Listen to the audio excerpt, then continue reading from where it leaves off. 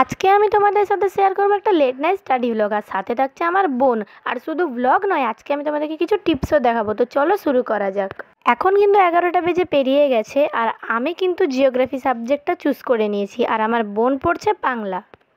তো এখন আমি নিয়ে নিচ্ছি একটা পেন, আর আমার বোনও নিয়ে নিচ্ছে পেন। তো চলো এবার যেটা মেন সেটা শুরু করা যাক, মানে স্টাডি। তো এখানে আমার প্রথম স্লটটা ছিল রাইটিং স্লট, আর সেটা ছিল দুটো, আর আমার বোনের ছিল একটা রাইটিং স্লট। তো এবার চলো কিছু স্টাডি টিপস শেয়ার করে দিই তোমাদের সাথে, যেগুলো পার্সোনালি আমিও ফলো করি। নম্বর 1, তো আমি কি করি বলো তো, পরীক্ষার এক সপ্তাহ আগে যা যা সিলেবাস আছে সেইগুলো কোয়েশ্চেনটুকু একটা কোয়েশ্চেন পেপার বানিয়ে নিজেই নিজের পরীক্ষা নিই।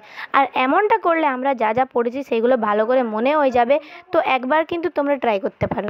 নম্বর 2, ডেলি রিভিশন। আচ্ছা, আমি কি করি বলো তো, কোনো একটা চ্যাপ্টার আমি যখন পড়ে কমপ্লিট করি তখন সেটি প্রতিদিন একবার করে রিভিশন করি। এতে করে কিন্তু আমি যেটা পড়েছি সেটা আমার আরও ভালো করে মাইন্ডে ঢুকে যায়, আর সেটা আমি পড়ে নিতে পারি আরও ভালো করে, আর পরে সেটা আমি লিখতেও পারবো। তো এখন নিয়ে নেবো একটা ছোট্ট ব্রেক। এখন বেজে গেছে প্রায় 12:30। আর ব্রেক বলতে এমন নয় যে ফোন ঘাঁটাঘাঁটি করব।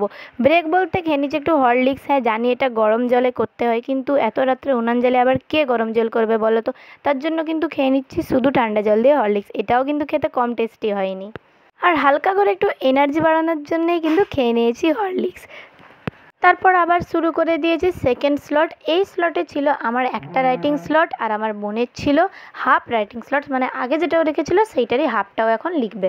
নম্বর 3, একটা ছোট্ট স্টাডি টিপ। তোমরা যেটা পড়বে সেটা একটা আলাদা খাতায় লিখে রাখবে, তাহলে আরও ভালো মনে থাকবে। এখন নিয়ে নিচ্ছি একটা ছোট্ট ওয়াটার ব্রেক। ওয়াটার ব্রেকে কিন্তু ওয়াটার খেয়ে নিচ্ছি ঠান্ডা জল, এতে করে মাইন্ডটা কিন্তু রিফ্রেশ হয়ে যাবে। আর ঠান্ডা রাতে ঠান্ডা জল খাওয়ার না মজাই আলাদা। তো শুরু করে দিয়েছি আমি আমার থার্ড স্লট। এই স্লটে আমার রয়েছে দুটো রাইটিং স্লট, আর আমার বোনের রয়েছে একটা রাইটিং স্লট। তো চলো সেটা কমপ্লিট করে নিই।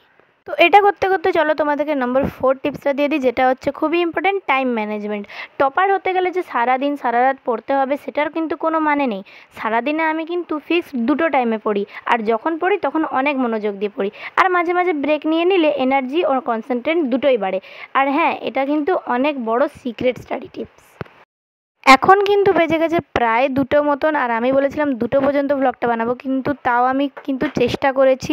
তো চলো আজকের ব্লগের জন্য এতটুকু, দেখা হচ্ছে অন্য ব্লগে। Good night.